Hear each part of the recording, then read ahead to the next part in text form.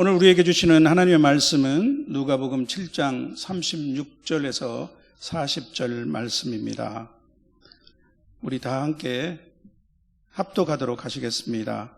한 바리새인이 예수께 자기와 함께 잡수시기를 청하니 이에 바리새인의 집에 들어가 앉으셨을 때 그 동네에 죄를 지은 한 여자가 있어 예수께서 바리새인이 집에 앉아 계심을 알고 향유 담은 옥합을 가지고 와서 예수의 뒤로 그 발 곁에 서서 울며 눈물로 그 발을 적시고 자기 머리털로 닦고 그 발에 입 맞추고 향유를 부으니 예수를 청한 바리새인이 그것을 보고 마음에 이르되 이 사람이 만일 선지자라면 자기를 만지는 이 여자가 누구며 어떠한 자 곧 죄인인 줄을 알았으리라 하거늘 예수께서 대답하여 이르시되 시몬아 내가 네게 이를 말이 있다 하시니 그가 이르되 선생님 말씀하소서.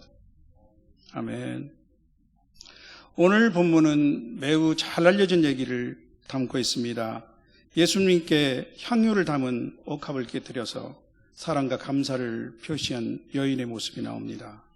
그런데 비슷한 이야기가 마태복음과 마가복음 그리고 요한복음에도 나오는데 이 누가복음의 이야기는 이들 세 복음서에서 나오는 이야기와는 다른 것입니다. 세 복음서에서 나오는 이야기의 주인공은 예루살렘 근교의 베다니에 사는 나사로와 마르다의 누이 마리아입니다. 그 일은 예수님이 곧 십자가 죽음을 위해서 마지막으로 예루살렘으로 들어가시기 직전 6월절 이틀 전에 일어난 사건이죠. 반면에 오늘 본문에 나오는 여인은 그 이름이 나오지 않습니다. 대신 그 동네에 죄를 지은 한 여자 하마르톨로스, 즉 죄인으로 되어 있습니다. 예수님 당시에 죄인으로 불렸던 두 부류의 사람들이 있었죠. 바로 세리와 창기입니다. 그래서 이 여인을 창기로 보는 주석가들도 있습니다.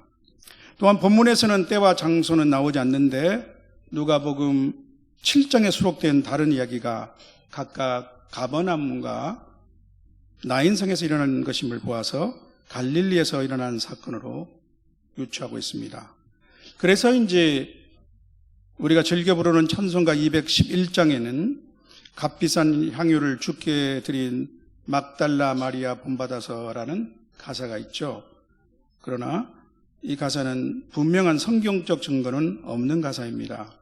아마 막달라는 갈릴리 호수변에 있는 마을이며 막달라 마리아는 예수님이 7 귀신을 쫓아내어 주셨고 또 예수님을 부활하신 첫 새벽에 가장 먼저 만났을 정도로 예수님을 따라다녔고 또 예수님을 지극히 사랑한 여인이라는 점에서 이렇게 유추한 것으로 보입니다. 또한 본문에서 예수님을 식당에 초청한 사람은 바리새인 시몬입니다. 그러나 마태복음과 마가복음에서는 나병 자 시몬으로 나와 있습니다. 시몬은 당시에는 매우 흔한 이름이었습니다. 베드로가 그 본명이 시몬이었죠. 따라서 바리새인과 나병 환자가 동일일 수는 없겠고 동명이인으로 봐야 할 것입니다. 이상 본문에 들어가기 전에 팩트 체크를 한번 해봤습니다. 오늘 본문은 편의상 누가복음 7장 36절에서 40절로 정했습니다마는 50절까지가 한 단락을 이루고 있습니다. 저는 예수님과 함께한 죄인과 의인이라는 제목으로 하나님의 말씀을 나누고자 합니다. 본문에서 이들 두 사람은 대조를 이루고 있습니다. 한 사람은 예수님을 식사에 초대한 주인입니다. 예수님을 자기 집에 초대할 정도면 상당히 자신감도 있고 어느 정도 재산도 있는 그 지역의 유지로 보입니다. 무엇보다도 본문이 한 바리새인으로 소개하고 있는 것을 보면 스스로 의롭다 생각하는 사람일 것입니다. 다른 한 사람은 한 여인입니다. 그 동네에서는 죄인으로 알려진 사람입니다.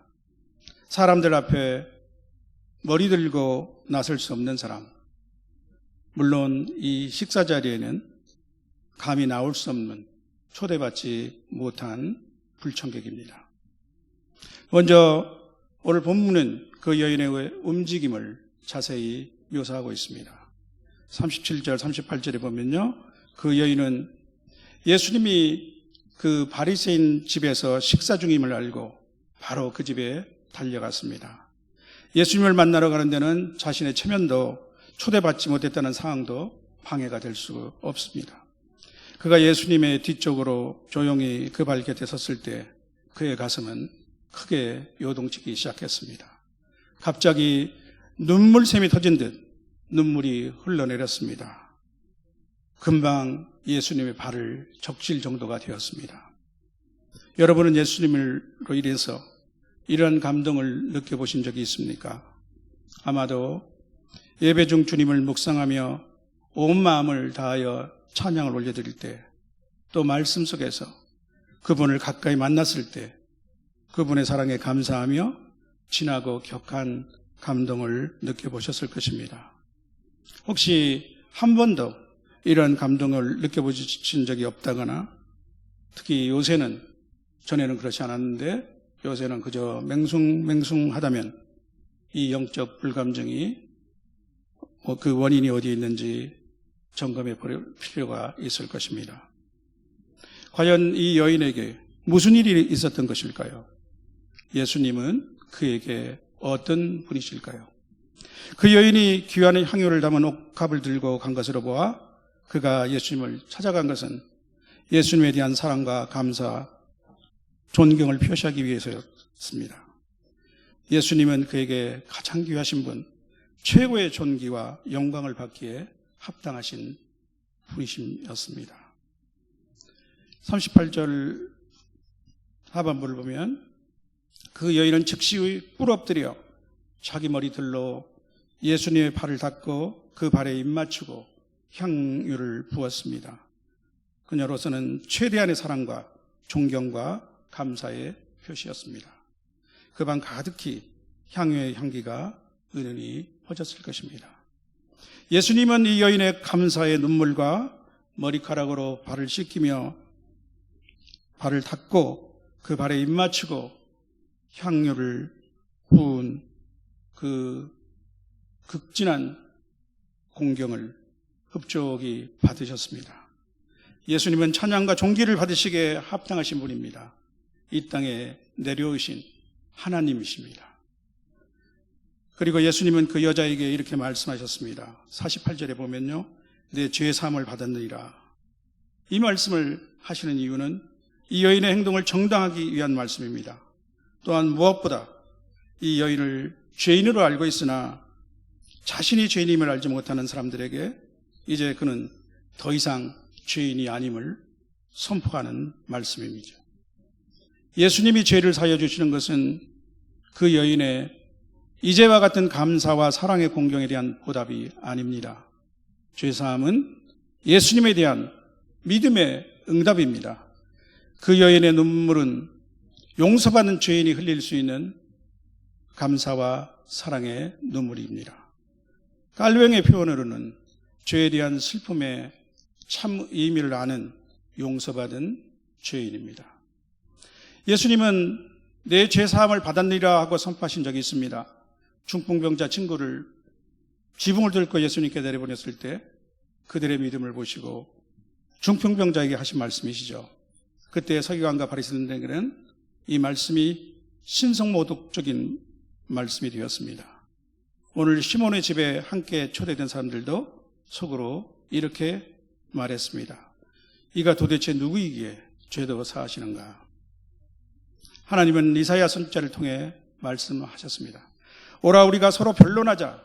너희의 죄가 주홍 같을지라도 눈같이 혀질 것이요 진홍같이 붉을지라도 양털같이 희게 되리라. 내가 내 허물을 빽빽한 구름같이 내 죄를 안개같이 없이하였으니 너는 내게로 돌아오라. 내가 너를 구속하였습니다. 예수님은 하나님의 아들로서 죄사함의 권세를 가졌을 뿐 아니라 십자가 대속의 죽음으로 그 죄사함의 조건을 성취하셨습니다. 저와 여러분을 포함한 많은 사람들을 위한 구원의 필수 조건입니다. 예수님은 잡히시기 전날 밤 제자들과 특별한 마지막 만찬을 가지셨습니다. 예수님이 친히 제정하신 첫 성만찬 의식이라고 할 수 있겠습니다. 그날 예수님은 떡을 가지사 축복하시고 떼어 제자들에게 주시며 이렇게 말씀하셨습니다. 받아서 먹으라. 이것은 내 몸이니라. 또 잔을 가지사 감사 기도하시고 그들에게 주시며 이렇게 말씀하셨습니다. 너희가 다 이것을 마시라. 이것은 죄사함을 얻게 하려고 많은 사람을 위하여 흘리는 바 나의 피, 곧 언약의 피니라. 죄사함은 곧 구원과 같은 말입니다. 50절에 예수님은 그 여자에게 이렇게 말씀하셨습니다. 내 믿음이 너를 구원하였으니 평안히 가라. 내 믿음이 너를 구원하였으니 평안히 가라. 성도 여러분, 이제는 오늘 식탁의 또 다른 주인공인 바리새인 시몬의 모습을 살펴보겠습니다. 저는 오늘은 오히려 그에게 더 초점을 맞춰보고 싶습니다. 그의 모습에서 혹시라도 나의 모습이 보이지 않는지 살펴보시면 좋겠습니다. 첫째로 그는 방관자였습니다. 일정 거리를 들고 예수님을 지켜보는 관찰자였습니다. 그의 관심사는 다른 것에 있었습니다. 그는 예수님을 식탁에 초대했지만 예수님에 대한 진정한 존경과 사랑은 없었습니다. 오늘 자기 눈앞에서 그 여인이 예수님께 행하고 있는 극적인 행동 앞에서도 그는 큰 놀람이나 감동이 없었습니다. 아무런 교감도 없었고 별 관심도 두지 않았습니다. 그에게 떠오른 생각은 참으로 엉뚱한 것이었습니다. 그는 예수님의 정체성과 능력에 대하여 관찰해 보기로 하였습니다.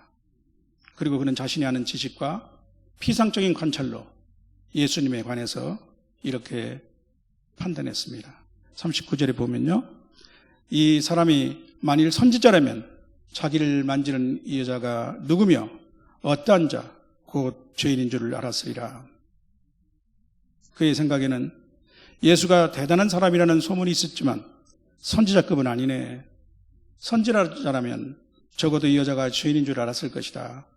그런데 전혀 모르는 것 같지 않아? 진정한 선지자라면 겉으로 드러나지 않는 것을 꿰뚫어 볼 수 있어야 하지 않을까? 그러나 예수님이 곧 그의 마음속의 생각을 알아채시고 이렇게 말씀하셨습니다. 시몬아, 내가 네게 이를 말이 있다. 그리고 그에게 한 비유를 말씀하셨습니다. 예수님은 그의 생각을 살펴 아시는 분이십니다. 그러나 시몬은 알지 못했습니다. 둘째로 그는 율법주의자였습니다. 사실 율법은 선한 것입니다. 바울 사도는 율법의 교훈을 받아 하나님의 뜻을 알고 지극히 선한 것을 분간한다고 말씀했습니다. 온 율법과 성지자의 강령은 하나님 사랑과 이웃 사랑이라고 주님은 말씀하셨습니다. 문제는 율법이 율법주의가 될 때입니다. 지난번 주일과 또 며칠 전 새벽기도에서도 우리 이소연 목사님께서도 말씀하셨죠. 율법주의가 되면 율법의 정신과 본질은 사라지고 껍데기만 남게 됩니다. 그뿐만 아니라 율법은 자신을 정당하고 남을 정죄하는 도구로 변해버립니다. 주님은 외식하는 서기관과 바리새인들을 이렇게 꾸짖기도 하셨습니다. 박하와 회양과 근처의 11조는 들이되 율법에 더 중한 바 정의와 긍휼과 믿음은 버렸도다. 또 예수님은 자기를 의롭다고 믿고 다른 사람을 멸시하는 바리새인의 위선적인 모습을 한 세리와 한 바리새인의 대조적인 기도 모습을 비유로 말씀하시면서 지적하셨습니다. 그때 세리는 어떻게 기도했습니까? 나는 저들과 같이 않아서 토색도 무슨 잘못된 것도 간음도 이런 것을 저지르지 않습니다. 나는 일주일에 2번씩 금식하고 소득의 11조를 바칩니다. 내가 저들과 같은 사람이 아닌 거 참으로 자랑스럽습니다. 이렇게 기도하지 않았습니까? 그리고 주님께서는 이 바리새인과 같이 자기를 높이는 자는 결코 의롭다 하심을 받지 못하며 낮아질 것이라고 말씀하셨습니다. 율법주의자 시몬에게 이 여인은 그저 죄인일 뿐입니다. 근본적으로 자기와는 같은 부류의 사람이 아닙니다. 그리고 그는 자기 앞에 있는 예수라는 사람을 바라보며 속으로 정결하지 못한 죄인과의 신체 접촉으로 더러워질 것을 딱하게 여기었을 것입니다. 오늘 현대교회와 성도가 빠지기 쉬운 율법주의가 있을까요? 그것은 십자가 사랑과 용서의 감사를 잃어버리고 의무화된 종교행위와 의식 강조, 또 은연중에 믿음과 은혜를 대체해버린 공로주의입니다. 마지막 세 번째로 그는 죄 용서의 감격을 알지 못하고 자기 의로 사는 사람입니다. 여인의 행동과 눈물이 그에게는 교감은커녕 아무 의미도 주지 못했습니다. 주님이 탕감받은 두 빚진 자의 비유를 말씀하시고 500데나리온을 탕감받은 자와 50데나리온을 탕감받은 자 중에서 누가 그 빚 주는 사람을 더 사랑하겠느냐라고 질문했을 때 그런 많이 탕감받은 자라고 대답은 잘 했습니다. 그러나 그는 자신이 빚진 자임을 깨닫지 못했습니다. 주님이 자신에게 행한 이 여인의 행동 하나하나를 언급하며 그러나 내가 내 집에 들어올 때 너는 내 발을 씻을 물도 주지 않고 내게 입 맞추지도 않고 너는 내 머리에 감람류도 붓지 아니하였다라고 말씀하셨습니다. 그러나 그는 잘못이나 가책도 별로 느끼지 못했습니다. 그 여인은 그 여인이고 자기는 자기일 뿐입니다. 어쩌면 속으로 이 예수 선생님은 내게로부터 그런 대접까지 받기를 원하시나 하면서 다소 언짢고 불쾌하게 생각했을 수도 있을 것입니다. 주님은 이 여인은 많이 사랑하는 것을 보니 많은 죄를 용서받았다고 하시면서 사함을 받은 일이 적은 자는 적게 사랑한다라고 말씀하셨습니다. 그러나 그는 무덤덤했습니다. 사랑하는 성도 여러분, 오늘 이야기의 주제는 죄사함과 사랑입니다. 이것은 예수 그리스도와 우리와의 관계의 핵심이기도 합니다. 우리는 얼마만큼 큰 빚을 탕감받은 자들입니까? 여러분은 얼마나 주님을 사랑하십니까? 오늘 본문 안에서 우리는 주님께 대한 사랑과 감사의 표현에서 대조적인 두 사람의 모습을 보았습니다.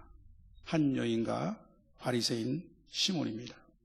특히 시몬은 용서받은 죄인의 감격을 그저 무덤덤하게 지켜보며 방관자와 관찰자로서 예수님이 과연 이 여인이 죄인인 걸 아실까 모르실까를 궁금했습니다.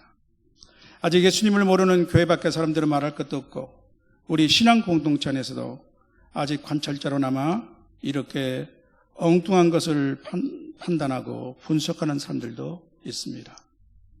장차 하나님 앞에서 우리 각자가 결산해야 할 그 빚의 크기를 알지 못하는 사람들입니다.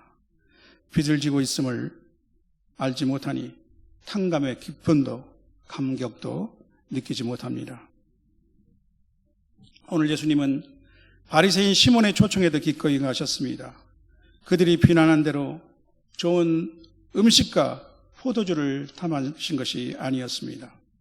그와 같은 율법주의자도 아직 죄 용서함의 기쁨을 누리지 못하고 자기 의로 살고 만족하는 자에게 예수님은 대화하고 교제하기를 원하셨던 것입니다. 자신을 나눠주기를 원하셨습니다.